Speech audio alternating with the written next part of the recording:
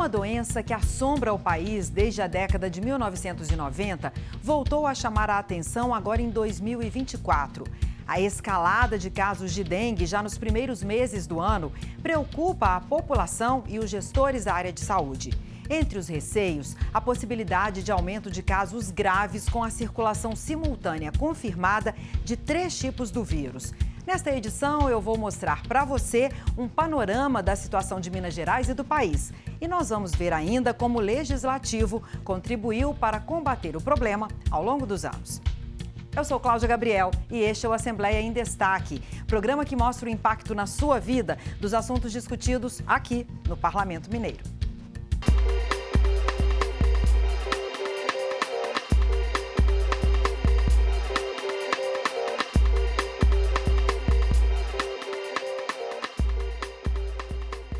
A Organização Mundial de Saúde alerta: cerca de 500 milhões de pessoas nas Américas correm o risco de contrair dengue.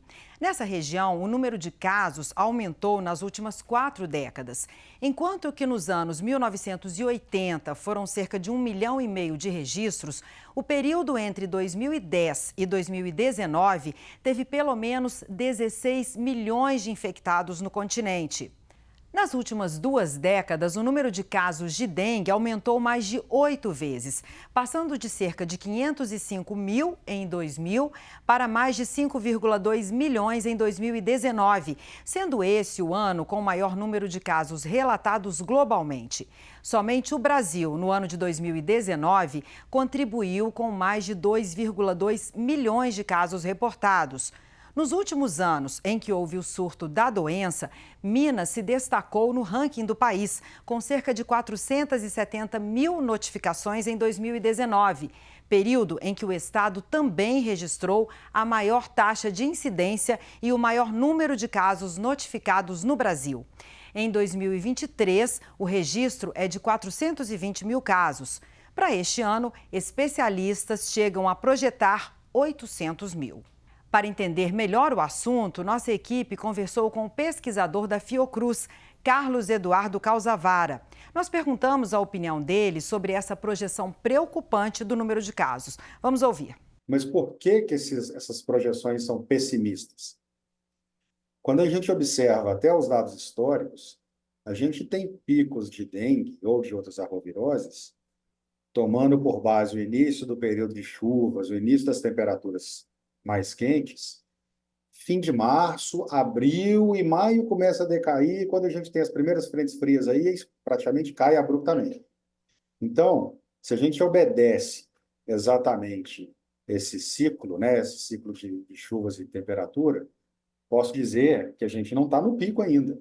E se não estando no pico, a gente já tem uma projeção não, número de casos aí a ministra pronunciou ontem cerca de 365 mil casos no país, né, desses confirmados, fora os suspeitos que ainda vão confirmar, e aí a gente precisa trabalhar muito nesse ponto. De fato, a projeção ela é realista. A dengue é uma doença viral causada por um arbovírus, tipo de vírus transmitido principalmente por mosquitos. Nesse caso, o já tão conhecido Aedes aegypti, ou ainda menos comum, o Aedes albopictus. São 4 sorotipos possíveis de dengue. Isso quer dizer que uma pessoa pode ser infectada mais de uma vez. Segundo os médicos, quando você contrai o vírus, o sistema imunológico oferece proteção duradoura apenas contra o tipo específico que te infectou. Mas é possível uma proteção cruzada de curta duração contra os outros sorotipos. No Brasil, a circulação simultânea dos 4 sorotipos foi identificada desde 2010, o que pode influenciar a evolução da gravidade da doença quando a pessoa contrai a dengue pela segunda vez. No dia 23 de janeiro, a Secretaria de Saúde de Minas Gerais chamou a imprensa para se posicionar sobre a situação. O secretário Fábio Baccheretti confirmou os receios. A gente, a cada 3 anos, tem um ano epidêmico, historicamente. 2010, 2013, 2016, 2019, 2022 não tivemos. Em 2023, ano passado, tivemos aí cerca de 400 mil casos, é um ano epidêmico, com muitos óbitos. Mas este ano vai completar então 2 anos consecutivos anos epidêmicos. Isso é uma novidade.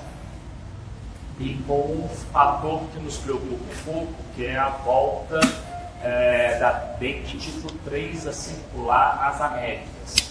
A América Central sofreu muito com a dengue tipo 3 no ano passado, e esse sorotipo chegou ao Brasil, ainda nas nossas amostras não é o predominante, mas por que nos preocupa? Lembrando que a dengue mais grave, geralmente, ela é uma nova infecção com um sorotipo diferente. A Organização Mundial de Saúde afirma que a maioria das pessoas ou apresenta sintomas leves ou nenhum sintoma e melhora entre 1 e 2 semanas. Quando presentes, os sintomas geralmente começam a partir do 4º dia até o 10º após a infecção e duram de 2 a 7 dias. Os doentes podem ter febre alta, dor de cabeça severa, dor atrás dos olhos, dores musculares e nas articulações, náusea, vômito, gânglios inchados e irritação na pele. Já um caso grave geralmente vem depois que a febre passa. Entre os sinais de alerta, dor abdominal grave, vômito persistente, respiração rápida, sangramento nas gengivas ou nariz, fadiga, inquietação, sangue no vômito ou nas fezes, muita sede, pele pálida e fria. Pacientes com sintomas graves devem ter cuidados imediatos. Após a recuperação, as pessoas que tiveram dengue podem sentir cansaço por várias semanas. O especialista explica quando é necessário buscar os serviços de saúde para atendimento. Tem que procurar um sistema de saúde, público, privado, tem que procurar sim. Por que eu falo isso, tá? Porque a dengue com sinais de alarme, que a gente chama, tá? E a dengue grave, né, que é a dengue grave, que pode ser inclusive letal, a evolução desses sintomas é muito rápida, tá? A dengue mata rápido, esse é o problema. Então, ficar esperando alguma piora para depois agir, você perdeu um excelente momento de manejo, de conduta médica, que às vezes é muito simples. Uma simples hidratação, né, uma reposição volêmica poderia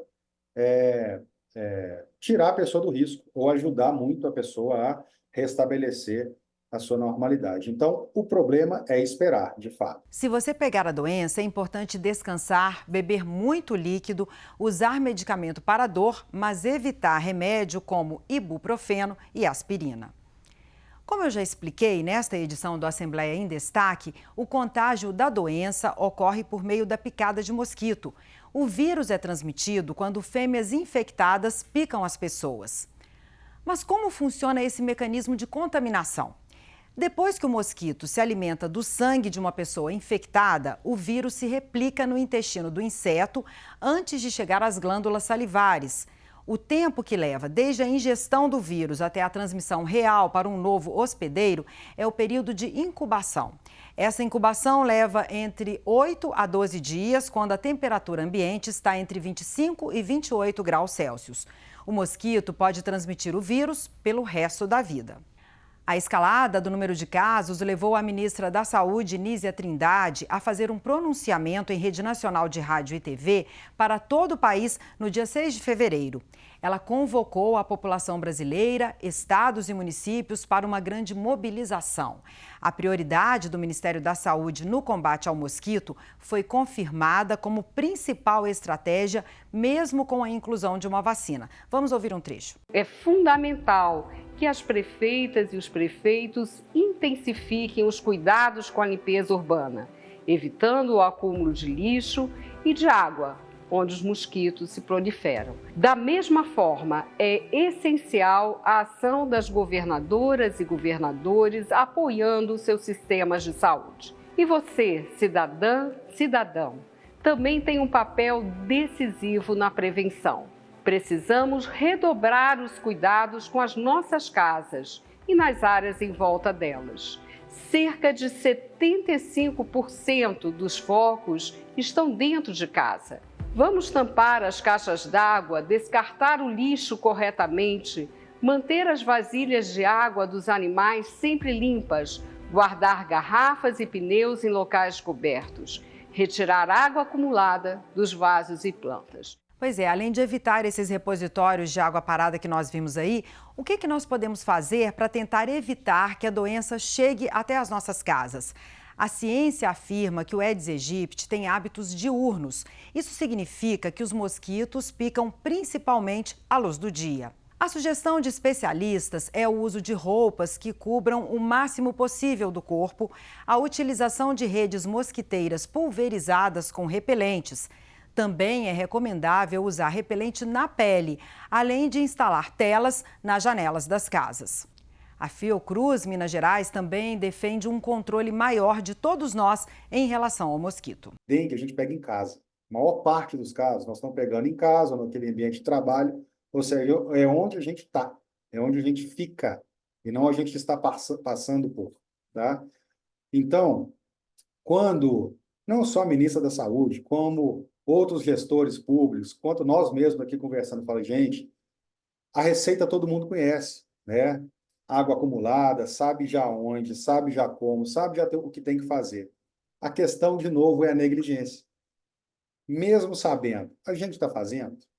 Será que, por exemplo, não precisamos intensificar essa campanha um pouco antes dessas chuvas, ou antes de estourar os números de casos?